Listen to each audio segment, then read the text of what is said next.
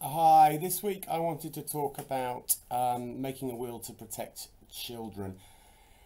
This is a really important area. We encountered a case recently where children ended up in care for want of proper planning, and it wasn't for lack of potential guardians, it was conflict actually. So it's really worth thinking this through when you're making a will and giving it serious consideration.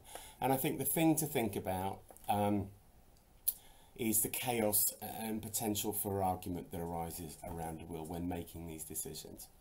So in the will itself, the sort of decision-making power you have around your kids are, first and foremost, perhaps, the appointment of guardians. Really, you want to be appointing people as guardians who are going to facilitate a very sort of smooth transition of care.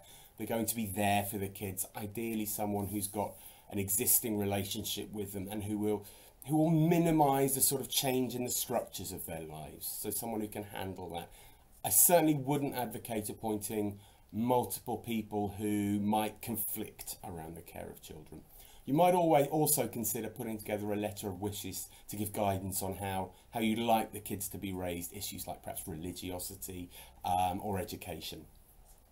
In terms of financial provision for the children, a child under 18 can't give receipt for a gift, so any gift left to a minor will be held on trust, typically by the executors for them.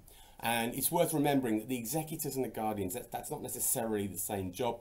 It may or may not be appropriate for the guardians to also have control of the money, but you know, there might be different types of trust you have in different types of people with whom you have different types of relationship. So I urge you to sort of balance those out, and you might want to require them to talk about these things.